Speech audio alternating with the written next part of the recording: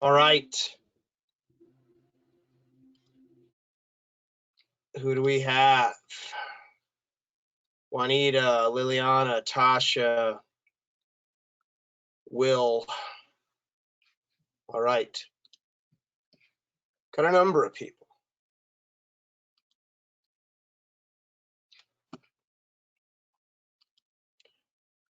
How is everybody doing?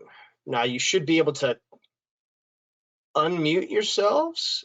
We would ask, we'll set some ground rules. Supposed to have 21 people here.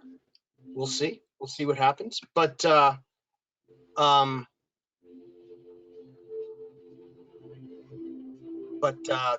if that is the case, we've got, I think, 6 now. Then it'll be a little bit noisy if everyone's, wanting to talk at the same time. So, I would recommend just everyone keep themselves muted. And if you've got something to say, then by all means, unmute yourself with that speaker button. And that'll be that. So in the meantime, can everybody hear me? I think what we can do is if you can hear under the question, just say yes. Yeah. If you can, hopefully they can hear you. Or if you can, yeah, perfect. We're getting some responses. Yeah, beautiful, guys.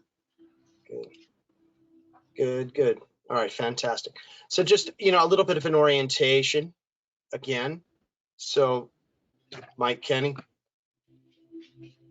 Carrie Stewart, and this is now webinar number 3, right? Yeah. Webinar 3, Holistic Methods to Healing.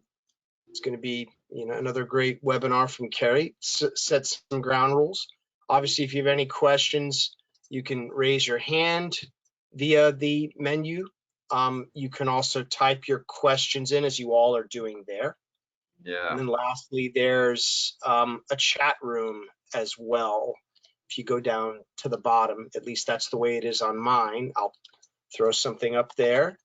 Hello, everyone. So there are numerous ways to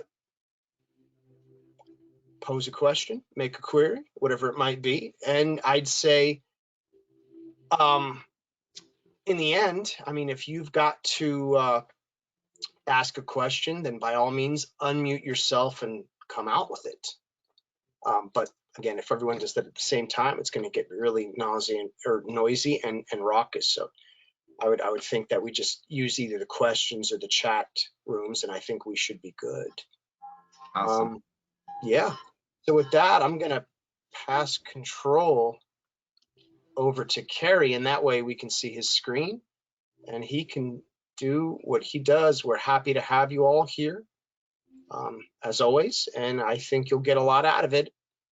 And based on the feedback we've gotten, everyone's gotten, a good amount from the things that Kerry has teed up for us. So with that, let me see if I can navigate this thing. Oh, do you want me to try it or? No, I should be able to get it. I'm gonna make you the presenter. There you are, my friend. Perfect.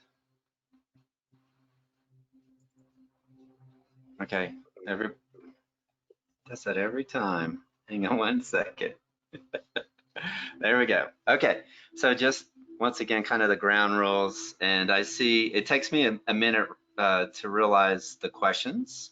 I don't know if it's because I'm in Colorado where there's just a delay, but Juanita says she can't see the chat, so just use the question. And maybe if you're on a phone or a mobile device, there may not be the same functionality as if you're on a computer. So once again, welcome. If you haven't, grab a journal and a pen real quick, and because if you know me and you go through any of my talks or workshops, there's definitely a lot of self-reflection and opportunity to connect. So this evening is about holistic methods to healing, and we're going to cover some of the Eastern, Western. We're going to cover some of the things that has really worked for me and then has worked for a lot of other people as well, to kind of encompass this whole healing I guess opportunity, and this opportunity to really kind of transform your life. and some of the things that may not work for you and some of the things that will. So we're going to dive into a lot of that. So what I want to make sure is that if you want to discuss at any point or verbalize anything, that if you can see it, there's like your microphone, and then over there's like a little hand. If you click that little hand button or raise your hand, then I will make sure to pause at some point and make sure that you actually can do audio. When we do the journaling aspect of it, I'm going to ask that you share with this group and this community, and the reason why is I won't reveal your name, but when you begin to start sharing, then it opens up an avenue and an opportunity for vulnerability for you and others, but then it also allows people to realize, hey, maybe that's something that I thought of too, but I really didn't write it down, or it invokes another type of emotions and thoughts and feelings. I am in this house with 8 people and 4 dogs, so occasionally there might be some kind of disruptions, but you know, everybody knows what's going on in this space, in this room. So before we get started, does anybody have any questions? So my camera's up here, my computer's down here, so it takes me a minute to kind of see. So I do have a quick poll, my brother, if you'd like. okay. All right, let's start that poll, and then maybe if they have questions, they can answer that as well. So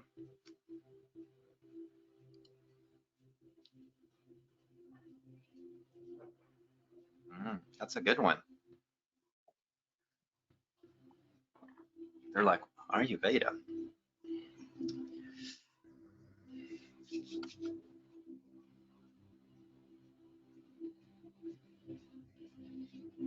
Perfect. All right, so we're at 89%. So, you know, again, as always, I'd invite everybody to participate. You don't have to if you don't want to, but we can't see. All we see is the aggregated numbers. Great. Well, we've got some people that are, all right, everyone's voted. So the question is, are you familiar with the differences between Eastern and Western philosophies, including Ayurveda and methods for healing? We have 11% say yes, 67% say no, and 22% say sort of. So I'll just share the results. Boom. Yeah. There it is. There it is. Not bad. Oh, and I'll say, even though I'm giving this workshop, there's so much. Ayurveda is a lifelong lesson. Like, you never stop learning. You're always learning and always growing. So, all right, let me get back to my screen. There we go. Okay.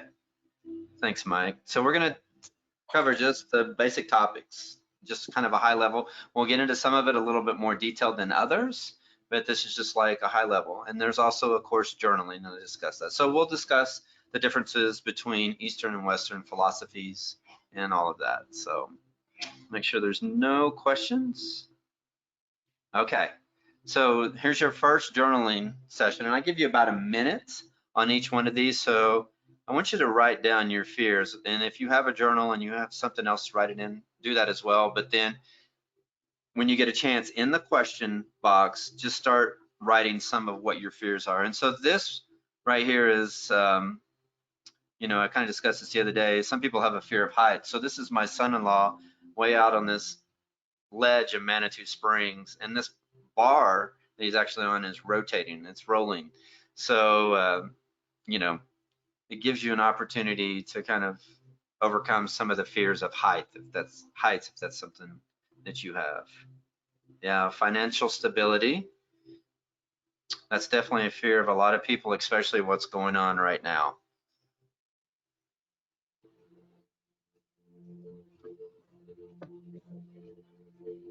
Being in public, yeah, definitely.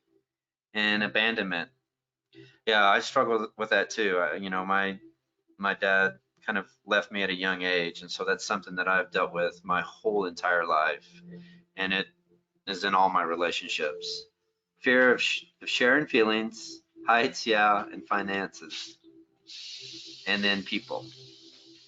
And then fear of failure, fear of weakness, of emotion, and being too nice. Yeah, that kind of goes with healthy boundaries. I get that 100%. We all want to succeed, you know. Releasing my attachments to success and failure. Yeah. Finances and letting my family down, and then just fear itself. Yeah, thank you guys so much for sharing. So the things that we write again, for the first part of this session is the core, the foundation of what's going to kind of help you understand what it's going to take for you to begin your healing process, right? So a lot of us, our fears is what's holding us back from taking that next step, that next leap of going forward in our healing journey, mentally, physically, and spiritually. So the more you're aware of your fears, the more you can kind of begin to transform and go forward. All right. What do you love and you trust? So this is me and my wife. We've been married. Oh my gosh, it's going to be our 29th anniversary. So we've been married longer than most of my friends have been alive. So I definitely love and trust myself, and I love and trust my wife. And then, of course, my family. We have a really good, tight family that we can be open and honest and love one another unconditionally and accept each other. So what or who, either one, what or who do you love and trust? If you've heard any of my other talks, I love to travel. That is one of my greatest things in the world. I feel like when I travel, I take part of me on that adventure, and then I bring part of that environment, wherever it was, back with me, and I just learn and grow so much. So one of the other things that I absolutely love, besides my family and some friends and things like that, is traveling. So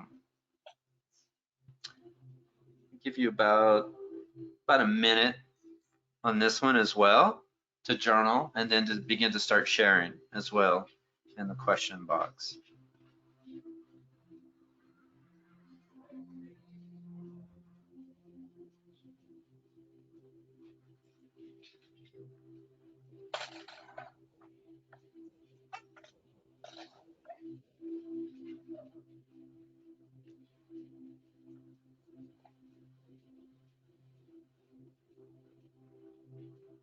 Granddaughter, brothers, and sisters. Yeah, your family.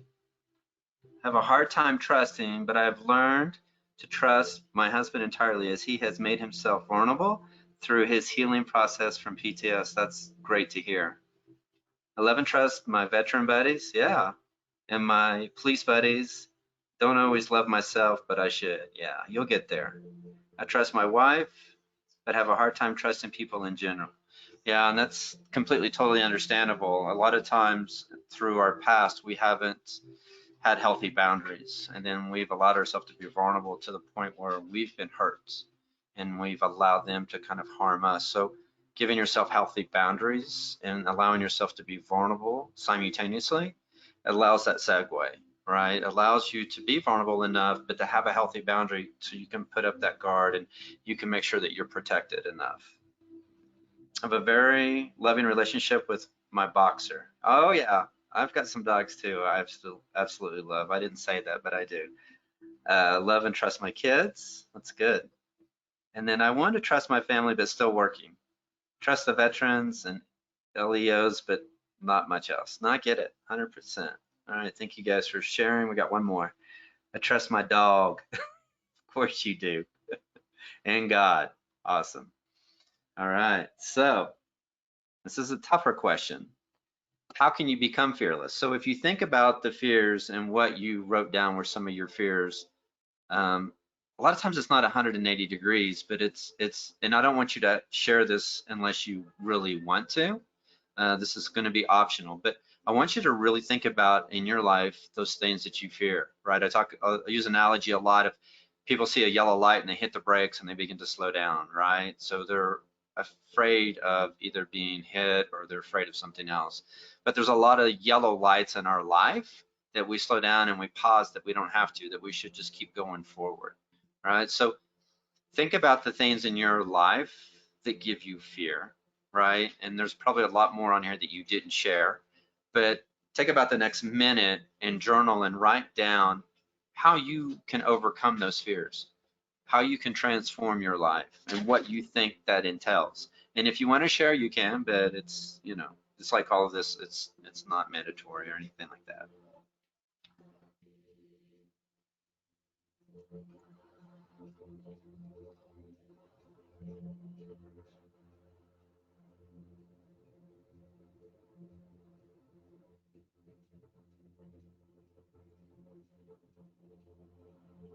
About another 30 seconds for this question.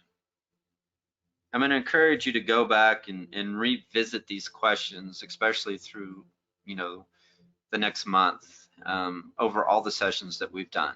And I know a lot of the questions I've asked maybe in more than one session, but it really gives you an opportunity to kind of see how you no longer have those fears and how you've been able to build trust, right?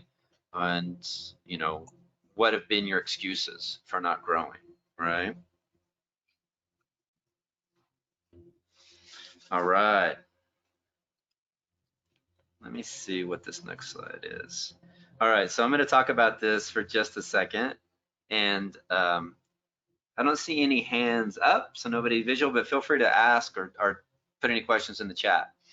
So release your attachments to success and failure. So when I was in India and we did this Ayurveda cooking class, and I did it for like a week, and it was super cool. We'd sit down, and every time they would set us on the floor and they do this PowerPoint presentation. And I'm like, man, I just want to cook my rice and all my vegetables and everything. I just want to cook, right? And they're like, release your attachments to success and failure.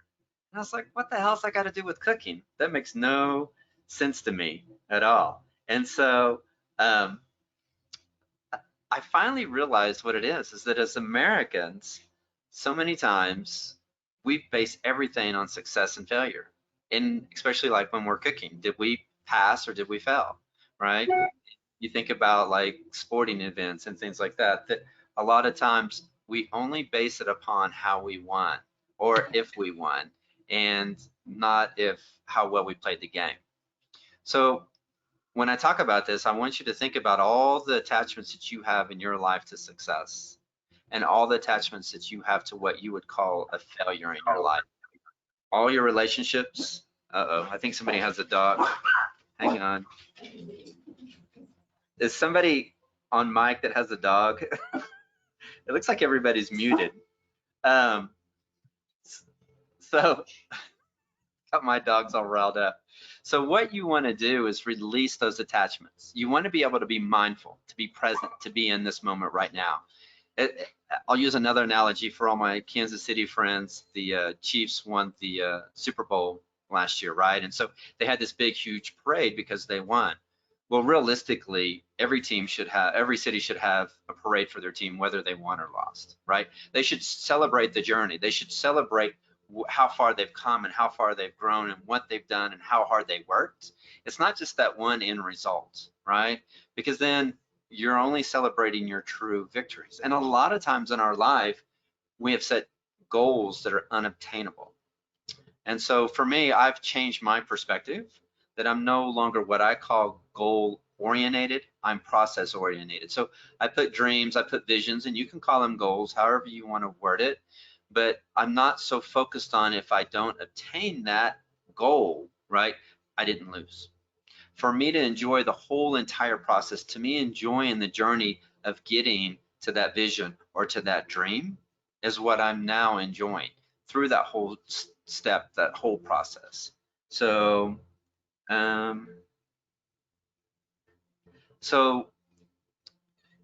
don't know if that answered your questions on attachments, or do I need to go in a little bit further in that? Can you just tell me, just type yes or no on there, and then I will go a little bit, I'll give a different analogy. Okay, perfect. Yeah, okay, awesome. So we have a lot of those in your life. So when you go to cook your food or prepare your food, which I've noticed now on Facebook, I crack up because so many of my friends out there had to go buy pots and pans, and then they're posting that they burnt dinner like 3 days in a row. Like I don't know how to cook. So, it's like, I understand that there's a little bit of a struggle. There's a little bit of a challenge that's occurring through this, but through all of this, I really want you to also think about what you've attached yourself to, like a label. Right? Do you give yourself a label as a doctor, a lawyer, or, essential personnel, right? Give yourself the opportunity to remove that label and label yourself as something more optimistic or something that's more personal or even emotional, right? So I call myself a lot of time a yogi and evangelist, right? Because it's not just about what I'm doing on the mat, but it's everything in my whole entire life, right? So think about that tonight and over the next week, where you have attachments to success and where you have attachments to failures personally, and begin to let those go. All right. So holistic methods to healing. So we're going to dive into this a little bit. This is one of my favorite places. If you've ever been to California, it's off like a beach in Malibu, and you can camp there and you have your own private beach you go under. And I'd go out here every morning and just meditate and be mindful and do yoga on the beach. And it was like I had it all to myself. So if there's any questions, just feel free to either raise your hand or talk to me. So holistic methods to healing. One of them is mindfulness, right? And that's being present, being in the moment. We talked about that last week. Meditation, that's the process that you allow yourself 20 minutes, if you can, every single morning to be centered, to be grounded, to set your intention and just fine tune whatever thing that's going on in your life, right? Mindfulness is this process that you're going through throughout the day. So for example, if you get up in the morning and you go to brush your teeth and you go to hop in the shower, you're not thinking about all the things that you have to accomplish throughout the day. You're not thinking about all the things that you didn't get done. You're not thinking about all the emails on the grocery list. You're actually like sensing the toothpaste and the toothbrush and how it feels on your gums as you walk into the shower, right? You feel the warmth of the water and everything like that, and the various temperatures of the water, and you can sense and feel the shampoo and the soap and lather all through your body. So that's about being mindful throughout your whole entire day, right? It's not about focusing on all the other things in the future or the past. It's just enjoying the moment and really, really amplifying and being in touch with all your senses, okay?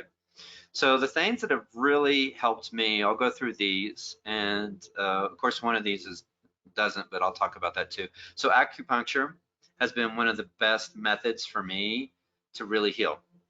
And so I'll give you the scientific aspect of it. There's no proven fact that acupuncture works. If you believe it works, right? I believe it works, right? But it's been around in Asia for thousands of years. And to me, when I get acupuncture and a massage, that's the best night's sleep I get through the whole entire week. I do not sleep better until the days, once I get acupuncture and a massage, she mixes it together. So she does like this myofascial release, and she'll do cupping and she'll do all these other things to me. It's crazy because she'll do like acupuncture my legs, and she'll massage my back, and then she'll do all that and have me flip over and have, you know, acupuncture my arms, massage my legs, and then vice versa.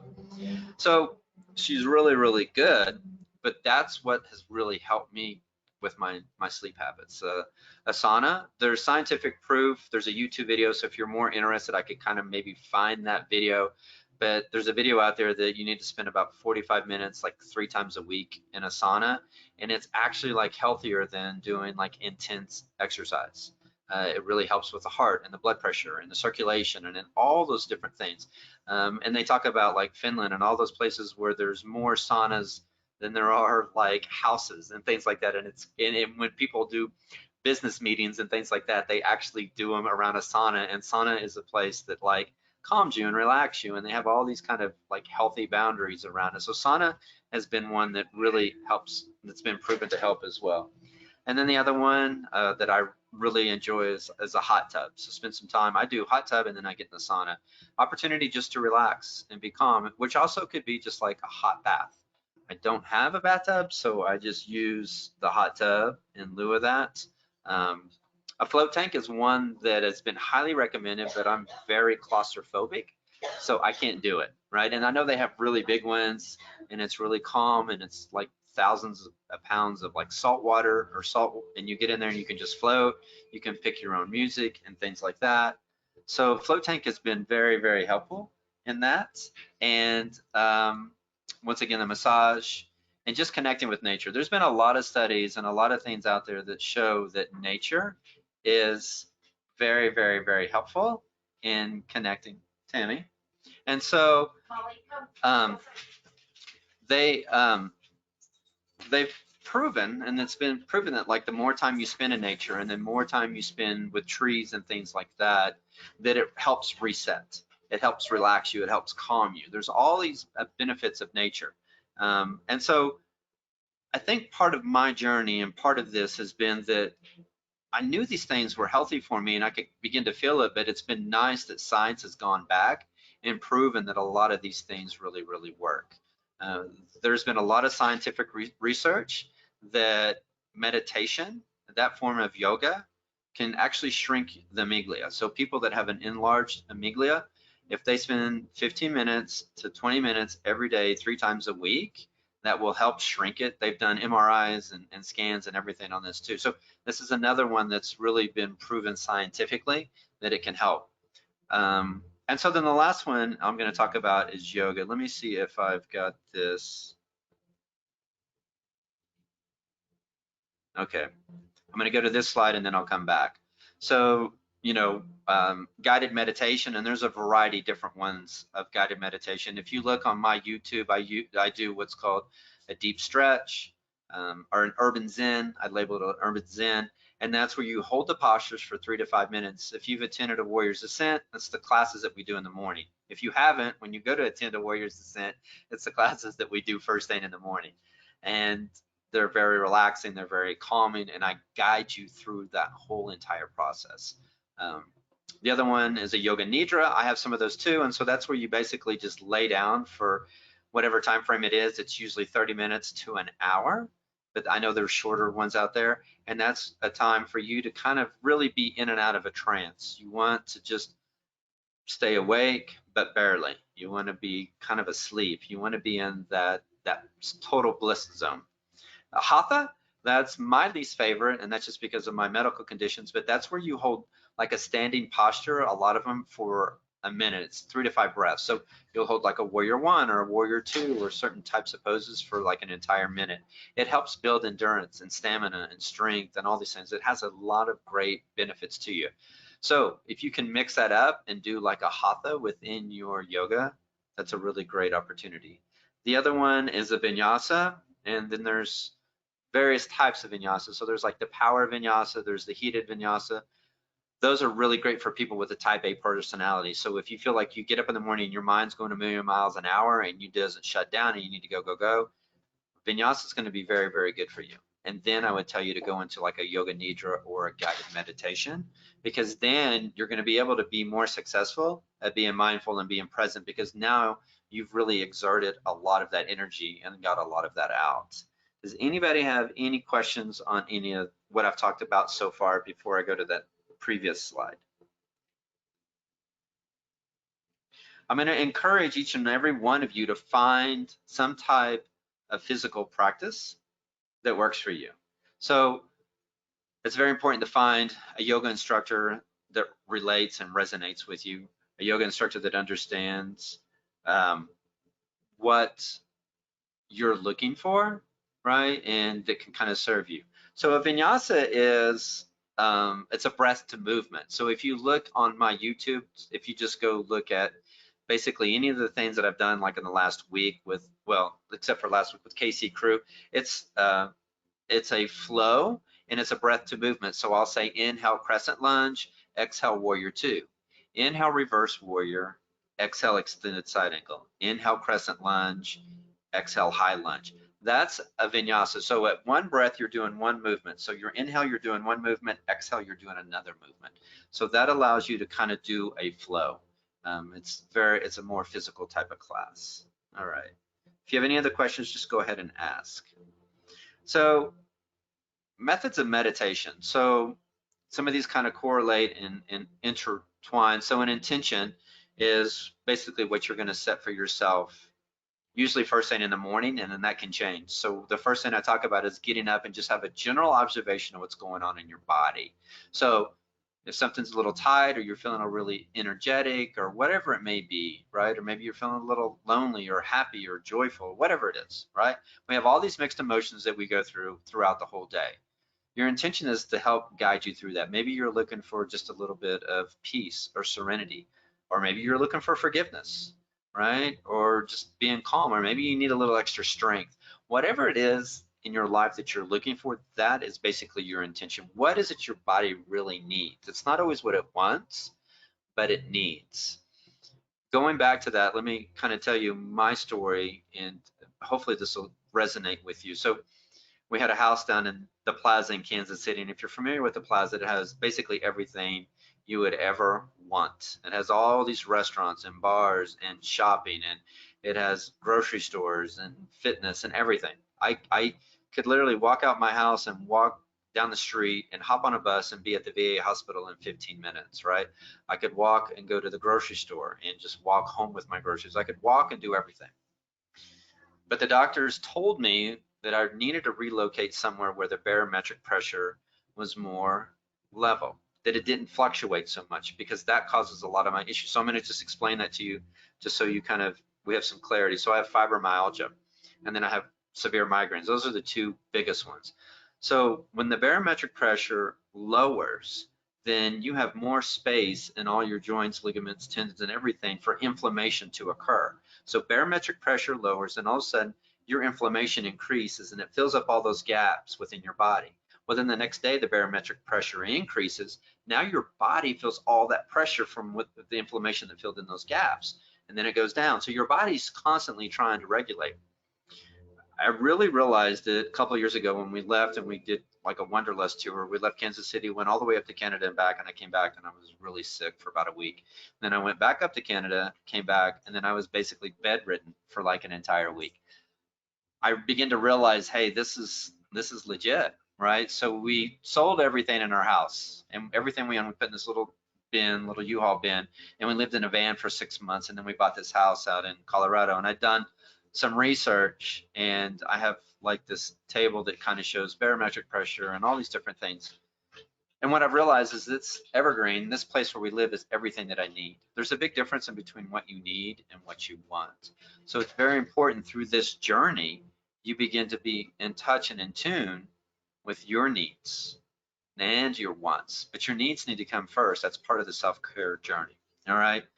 So to revert back to that, let's talk about holistic methods to healing. And the mantra is like a phrase. So you can say, I'm bold, I'm strong, I'm powerful, I'm beautiful, I'm elegant, I'm creative.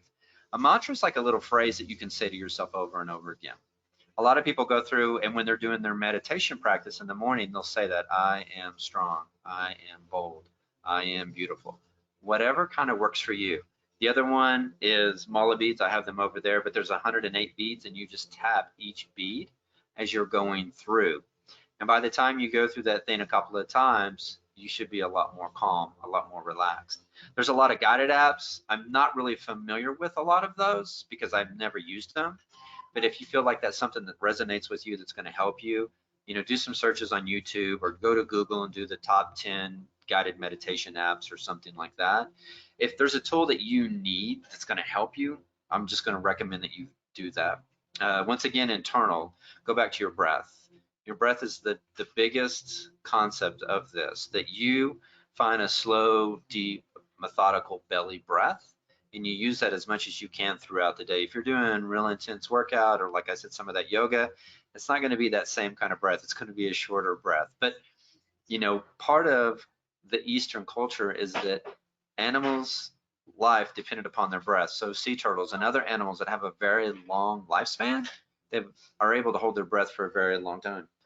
So animals with a short breath have a very short lifespan. So the difference between Western is we focus it on our hearts, right? It's our heartbeats. Hey, Orlando, can you grab me the mala beads real quick? So that is the difference in one of them. Thank you so much. So these are mala beads. So they have a little tassel at the end. And so if you just start on one end and then you just tap it and go through, by the time you do this a couple of times, you're going to be a lot more calm and a lot more relaxed. So mala beads are a good thing. Thumbs to finger, or just verbalizing it, just telling yourself and reminding yourself with that mantra. Do you guys have any questions on any of that stuff before we go further? Okay. If not, we'll move on, and then you can just ask them later. So serotonin. Serotonin, 90% of the body's serotonin is created in the gut. I'm going to read a lot of this from my notes over here just so I don't kind of mess it up. So it's a chemical that's in the nerve. So, when they say the gut is the second brain, it really is. It's truly what you consume. Part of being healthy and holistic is being mindful to your, what I would call diet, right? So You know, food is not really calories. Food is information. Food is how it feeds your body and it gives your body this different stimulus. So to go off on serotonin for a few seconds, I want to talk to you about kind of a lot of the benefits of what it does and doesn't do, right? So it can reduce depression, it can regulate anxiety, it can heal wounds, it can stimulate nausea, and maintain very good bone health. So serotonin is a vital part in your overall holistic healing process. For as your mental health goes, it makes you happier, it can make you calmer, allows you to be more focused, less anxious, and more emotionally stable. So it's one of those like really good feel-good drugs. So I want to talk to you a little bit too, and I don't ever want to discredit medication because I really use it for a lot of different things, right? To give you an example, I take sumatriptan for my migraines, and sumatriptan lowers my serotonin level, right? So when it lowers that, it also affects how I can be mindful and how I can be present. Because the more serotonin you have, the more mindful, the more present you're able to be.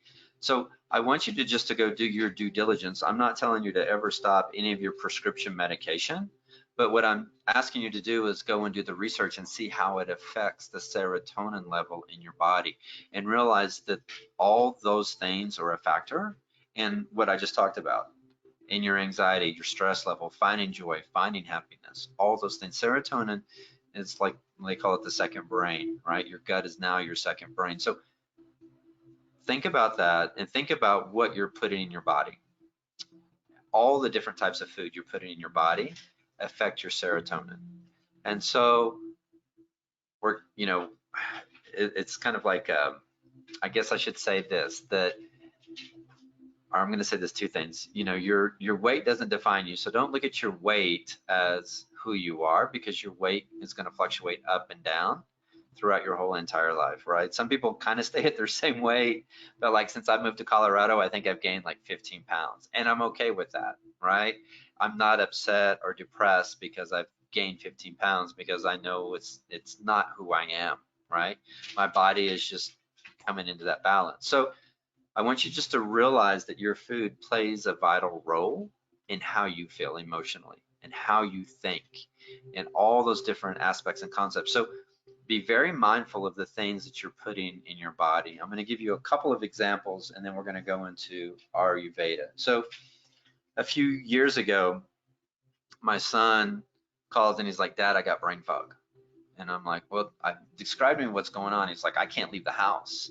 When I go to leave the house, I get lost. I can't find my way back. I've been ordering groceries from the grocery store and having them like delivered and all these things." And so I said, "Well, it's environmental." So go to pick him up, and we go through and do like a bunch of different testing. But to me, I figured from the beginning it was something like environmental, of something that like he's putting in his body.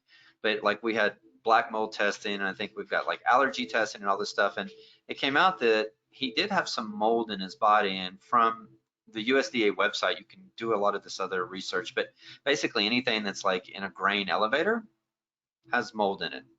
So coffee, flour, corn, any of that stuff. The thing is, everybody has a different threshold. And so there could be black mold all in this house and I walk in and I'm completely fine, but somebody else could be like coughing and hacking and sneezing. And so everybody's threshold is completely different. So for different foods, your threshold's different than somebody else. So once again, that's part of not comparing yourself to others. And then as we age and things change and our environment changes, things about our body change too, right? So be aware, really aware of what you're putting in your body. So what we did with our sons, we put him on the Candida diet. And if you have questions about that or want to know more, I can send you information as well.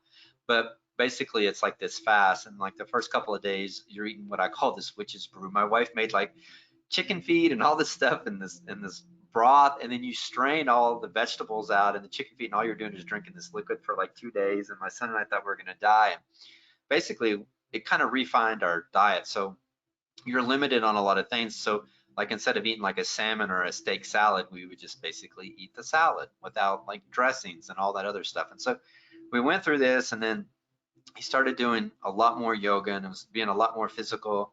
And I think it was about 7 days, maybe 10 into this. He gets up one day and he's like, oh my gosh, I'm going for a walk. And he walks out the door and he goes down the street and he's really excited and he's really just basically back to normal. And what that's done is, I think he was about 25 when he went through this, is it made him realize the effects of sugar, right? So his sugar consumption has gone down a lot. His alcohol consumption has gone down a lot. So I think he consumes alcohol like once a month now, right? So going through that fast, going through that diet allowed him to really begin to understand all the different foods that affect his body. And so what we did was we started introducing him to foods slowly and gently. So there's foods, and I'll go through that here tonight and tell you the foods to avoid, but we slowly started introducing those. And that's when he began to realize that sugar played a big, big role in his life. The second example I'm going to give you is my son-in-law's brother went to go play golf, and he started having some issues like with his neck, and so he went to acupuncturist. And during the session, they actually put him in like cardiac arrest, and so he had to go to ICU. And he had 2 high school kids at home at the time, and so my wife and I meal prepped a bunch of food. I went out there and spent like a whole week with him. And basically, he's forced to eat whatever I brought, him and his kids. And within a couple of days, we'd go out to the park and we'd go do some meditation and talk about mindfulness and talk about all these concepts. He started feeling really, really good and started feeling a lot more energetic and a lot happier and just a lot healthier. And then his best friend from Kansas City came in. He was out in St. Louis, and they went to eat at a place, Uncle Bill's, I think is the name of it. I think Timothy or somebody on here might remember this story, but he went there to eat, and then when he came home, he's like, man, I'm so tired and I'm so lethargic, and and he realized it. He realized that food you consume plays such a big role. But a lot of times we have to take all of that out. A lot of times we have to sell everything in our life. We have to get rid of everything, positive and negative, and start over fresh and new, to realize those things that didn't have a purpose in our life, and to realize the things that really do serve us, right? To get that balance. So through this journey, through this transformation, take those baby steps and begin to realize within your life the food, the people, the places, and all those things that really make you healthy, and the things that do not bring joy and do not make you healthy. All right. Let me see if we got questions. Yeah, that's it. Okay, perfect. So now we're going to talk about Ayurveda for the next few minutes. And when this is almost done, I'm going to send you a quiz if you want to take. And hopefully the link, you can click on the link or copy and paste it out of the chat. But it'll let you know kind of what your dosha is. So the Indians believe really in a holistic method to healing, that everything in nature provides an opportunity to give you what you need to heal. So when I was over there, one of the things that they really, ashwagandha was one, and the other one was turmeric, to consume those every day to help with inflammation, to help with migraines, to help with the pain, to help with all those things. And so I don't take the ashwagandha anymore. I probably should, but I definitely take a ton of turmeric, and you have to take it like every day, and it helps really truly with inflammation. So they have a lot of what I would call like homemade remedies that work. So Ayurveda is just a ancient healing system in India. It's thousands of years old, and it's the holistic whole body system, promoting the concept of everything is connected. Okay. When our mind, body, and spirit are working in balance with one another, we are stable, or a state of health. The primary goal of Ayurveda is promoting the healthy state of balance rather than opposed to fighting disease. Okay.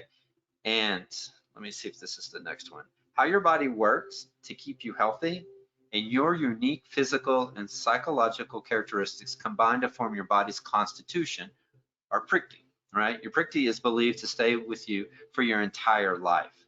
However, how you digest food and eliminate waste can influence it, okay? So we'll get in there. And if you have any questions going through this, please let me know. This is just going to be like a high level, and you can take the test afterwards, and that'll let you know what your dosha is. And you may have 2 doshas.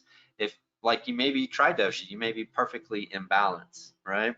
So according to Ayurveda, we're made up of a combination of the 5 basic elements found in the universe: space, air, fire, water, and earth. These elements combine in the human body to form 3 life forces or energies, and they're called your doshas, right? So there's Vata. Let me see if this is on a slide. Yeah, here we go. Vata, Pitta, and Kapha. So Prikti, that stays with you from birth to death. That never changes, right? It's determined at conception, and it never gets disturbed. It doesn't cause the disease, and it's not dependent upon external factors. And it determines your mental and physical characteristics, right? You tall, are you short, kind of, you know, stocky, whatever it is, all those kinds of aspects. Vrikti is the opposite of tendency. It causes the disease, and it's affected by external factors. So, prime example, I moved to Colorado. Well, we lived in the van forever, whatever, and we bought a house Thanksgiving, not last year, but the year before. And then around April, I got this funky little rash. And if anybody here is a veteran and knows what it's like, you call the doctor or you get an appointment, and then they tell you, oh, you're going to go see a specialist. And then they set you up with a specialist at the VA. And then they're like, oh, we can't see you for like 6 months, so we'll get to see you off campus somewhere. And so if anybody familiar with this story and how this goes, and so then you go get to see a specialist. So by the time like you have any condition, it's like 2 months later before you actually get to see a doctor, right? Saw this doctor and I took photos of it and I'm healed up, and she's like, oh, this is some kind of eczema, pneumora, eczema, whatever. It's gone. You'll never see it again. I said, okay. Well, then the summer came and this thing came back pretty bad. And so then I went to see the doctor then, and same thing. It took like a month, and they're like, oh, you got eczema. And then around in the fall, it broke out horribly bad. I mean, I was in a state of mind, mentally, physically, that I did not want to be, right? And they basically said it's environmental. It's because you're now in a drier climate.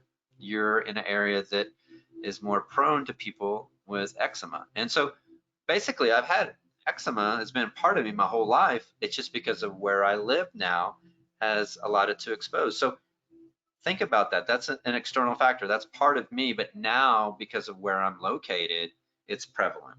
All right. Any questions? No questions. Okay.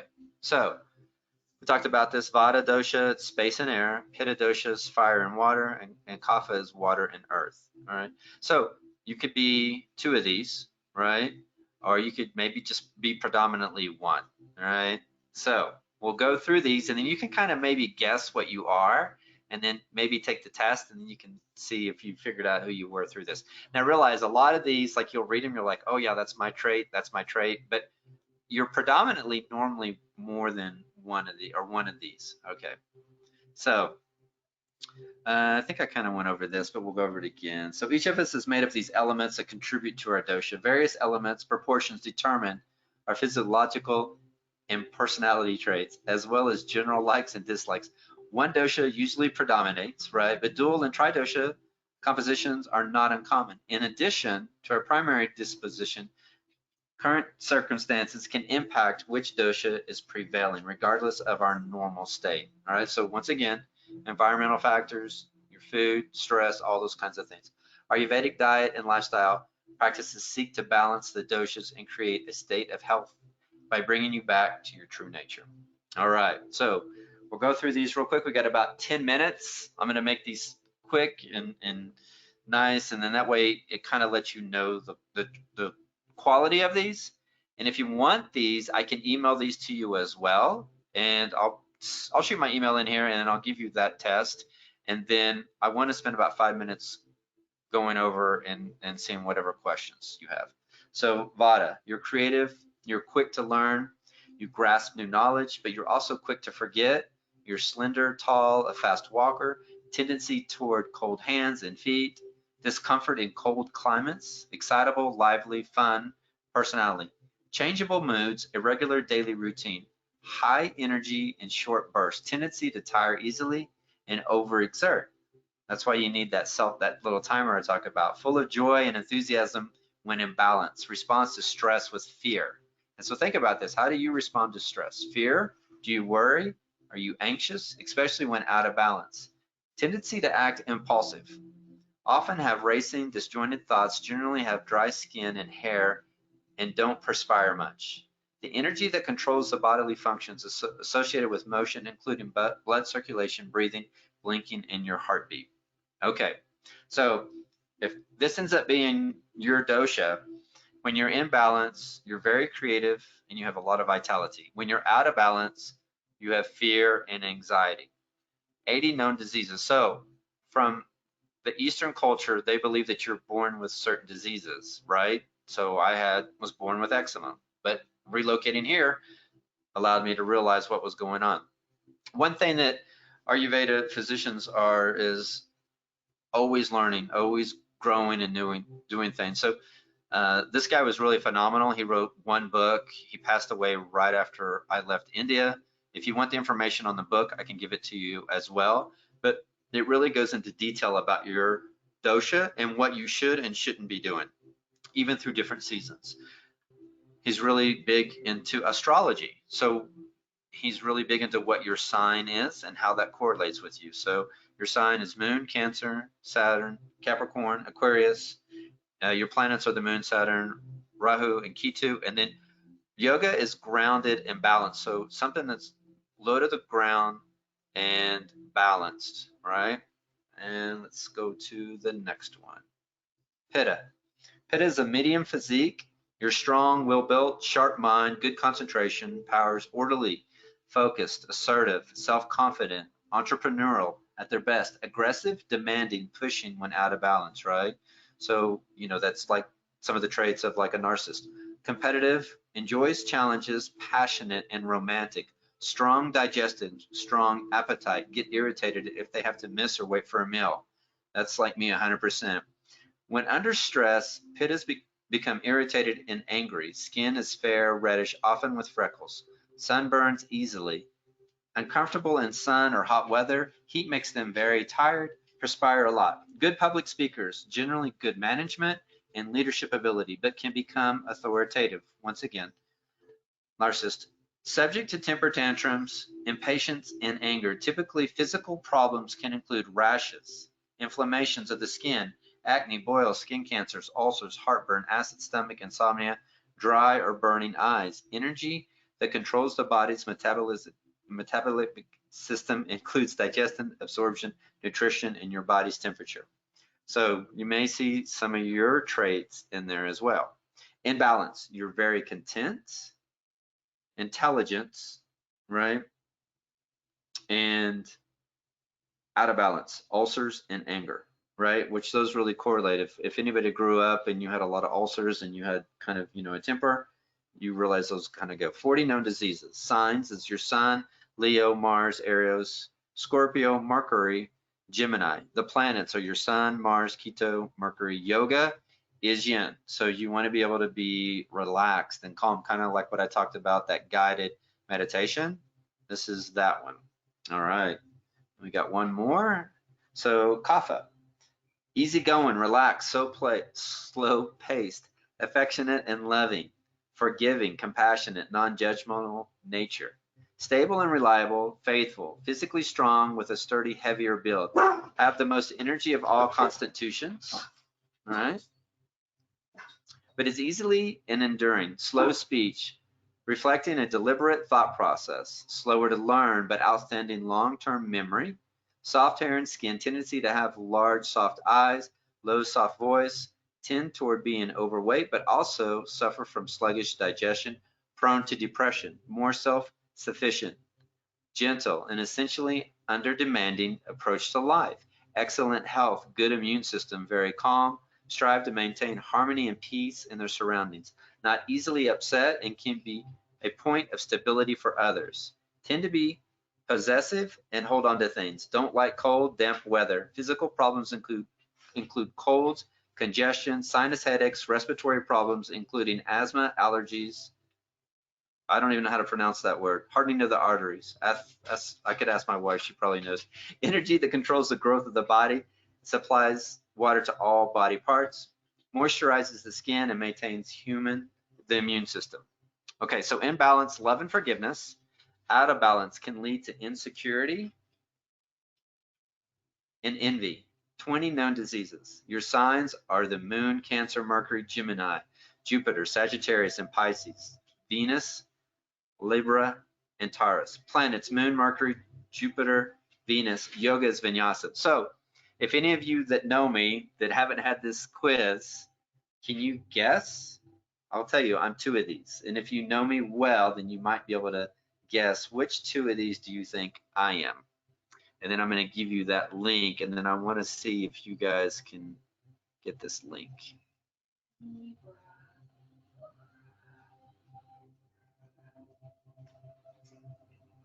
Oops.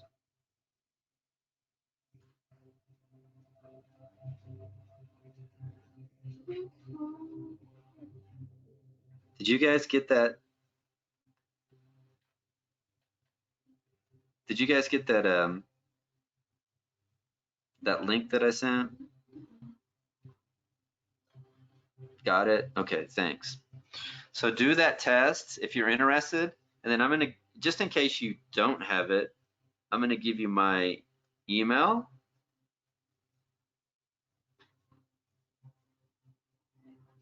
And yeah, you're right.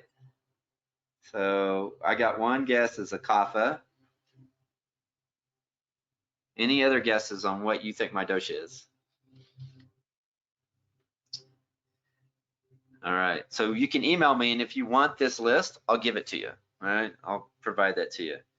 So yeah, I'm a kapha pitta. Kapha pitta.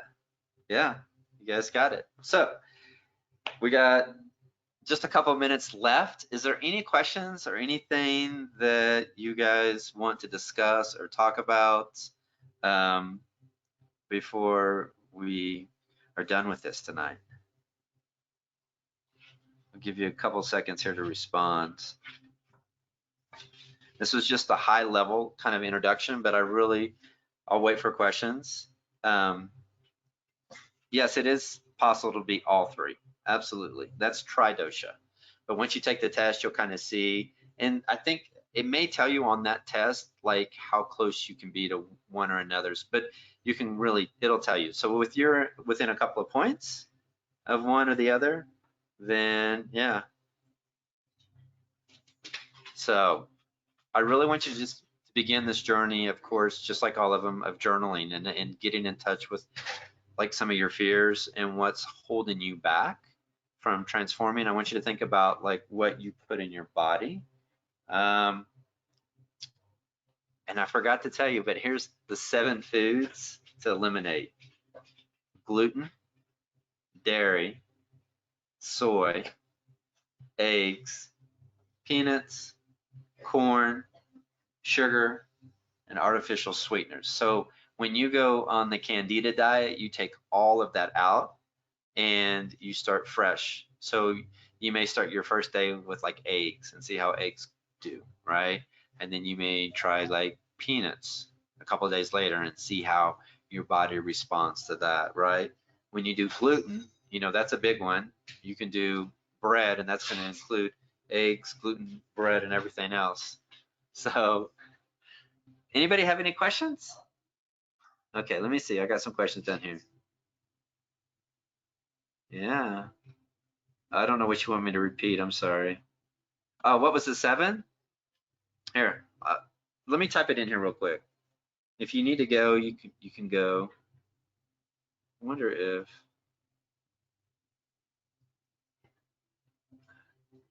gluten. Give me a second.